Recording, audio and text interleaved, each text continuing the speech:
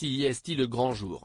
La Coupe du monde de football au Qatar débute officiellement ce dimanche 20 novembre avec la cérémonie d'ouverture, suivie du premier match de la compétition, Qatar-Équateur. Pour l'équipe de France, il faudra attendre un peu car les Bleus disputeront leur première rencontre ce mardi 22 novembre à 20 h, contre l'Australie. Les hommes de Didier Deschamps espèrent débuter par une belle victoire afin de se mettre dans les meilleures dispositions pour aller chercher une troisième étoile. D'autant que s'ils parviennent à conserver leur titre, ils pourront toucher une très belle prime.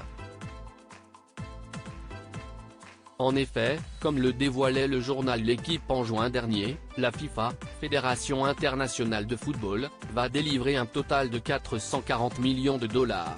420,8 millions d'euros, en prime de performance, alloués aux fédérations des équipes participantes.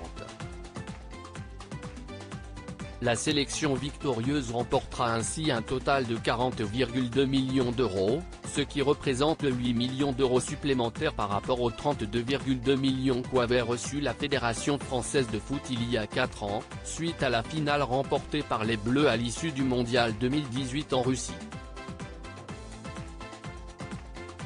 Plus de 400 000 euros par joueur en cas de victoire finale, mais sur ces sommes, la FFF a choisi de reverser 30% de la somme allouée par la FIFA aux joueurs et aux membres du staff.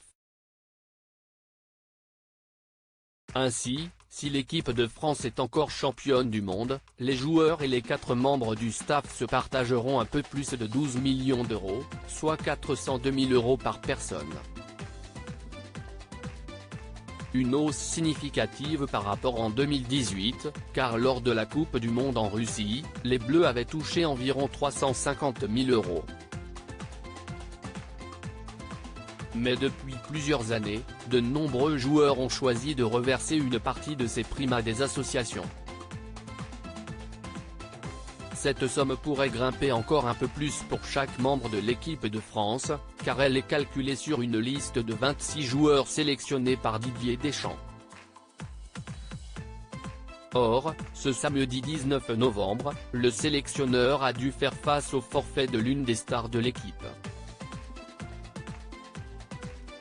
Blessé à la cuisse gauche lors de l'entraînement à huis clos des Bleus, Karim Benzema a dû renoncer à participer à la compétition. L'attaquant du Real Madrid a passé un IRM qui a confirmé une lésion du droit fémoral, qui nécessitera un délai de convalescence d'au moins de 3 semaines. Et sur le plateau de TF1 ce dimanche, Didier Deschamps a assuré qu'il ne serait pas remplacé, préférant s'appuyer sur l'expérience et le talent des 25 joueurs restants pour décrocher le titre suprême.